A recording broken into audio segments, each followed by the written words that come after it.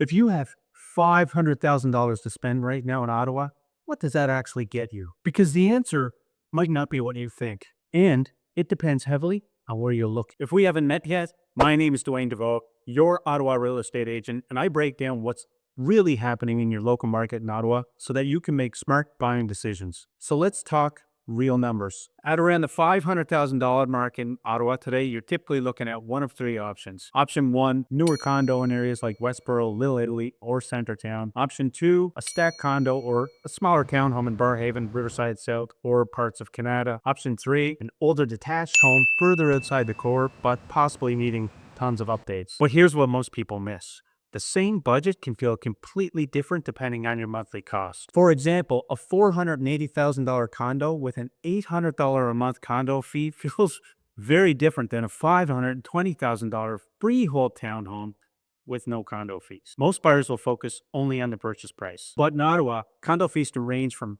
a few $100s to over $1,000 a month depending on the building. So the real conversation isn't just about price, it's about the total monthly ownership cost. Another important factor in Ottawa is the neighborhood demand. Closer to downtown, you'll typically see a higher price point per square foot. In suburbs like Barrhaven or Canada, you'll often get more space for your money. Older buildings may offer larger units, but often come with super high condo fees. And right now, the condo segment in Ottawa is more balanced than detached homes, which can create negotiating opportunities for buyers. This price range tends to work well for first-time home buyers, government employees relocating, and especially Canadian Armed Forces members posted to Ottawa. Boss, the strategy does matter. If you're wondering what your specific budget can get you in Ottawa right now, send me a message. Tell me your price range, preferred area, and what monthly payment you're comfortable with, and I'll walk you through some realistic options based on today's market because averages don't buy homes. Strategy does.